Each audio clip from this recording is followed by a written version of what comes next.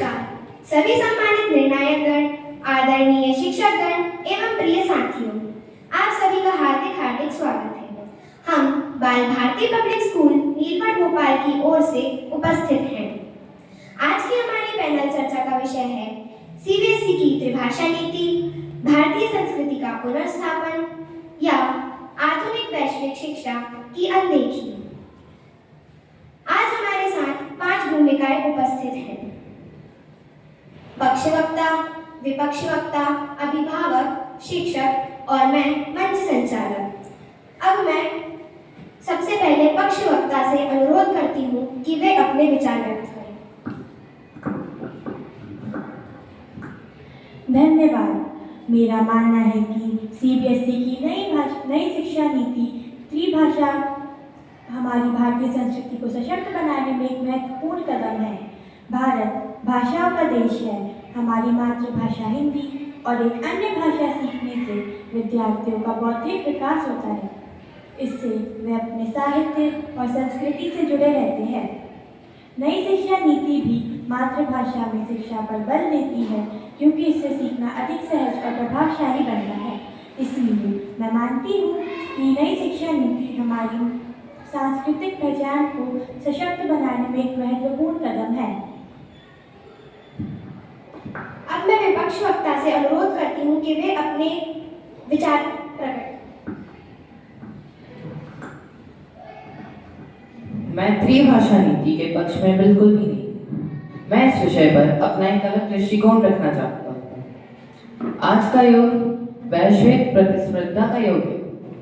अंग्रेजी अंतर्राष्ट्रीय शिक्षा, विज्ञान, तकनीक और रोजगार की प्रमुख भाषा है। यदि विद्यार्थियों पर तीन भाषाओं का असीमित बोझ डाला गया तो वे किसी भी भाषा में उत्कृष्टता प्राप्त करने में कठिनाई महसूस कर सकते हैं। हमें यह सुनिश्चित करना होगा कि वैश्विक अवसरों के लिए आवश्यक भाषाई क्षमता प्रभावित ना हो।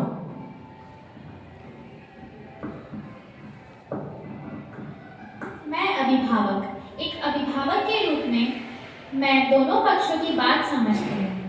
हम चाहते हैं कि हमारे बच्चे अपनी संस्कृति और मातृभाषा से जुड़े रहें, लेकिन साथ ही वे विश्व स्तर पर भी सफल हों।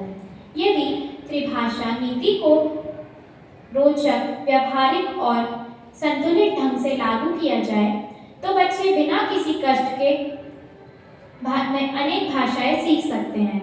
इसलिए नीति से अधिक महत्वपूर्ण उसके प्रभावी क्रियान्वयन को माना गया है। मैं एक शिक्षक के रूप में मेरा अनुभव है कि भाषा केवल संवाद का माध्यम नहीं है, बल्कि सोचने और समझने का आधार है। त्रिभाषा नीति का उद्देश्य किसी भाषा को थोपना नहीं, बल्कि विद्यार्थी की भाषाई क्षमता और सांस्कृतिक समझ का भाव है। विद्यार्थियों को गतिविधि आधारित शिक्षा और भाषा प्रयोगशालाओं और तकनीकी का उपयोग कर इसे सरल और रुचिकर बना सकता है। साथ ही अंग्रेजी जैसी अनेक वैश्विक भाषाओं का ज्ञान भी आवश्यक है। इसलिए हमें संतुलित दृष्टिकोण अपनाना चाहिए। धन्यवाद।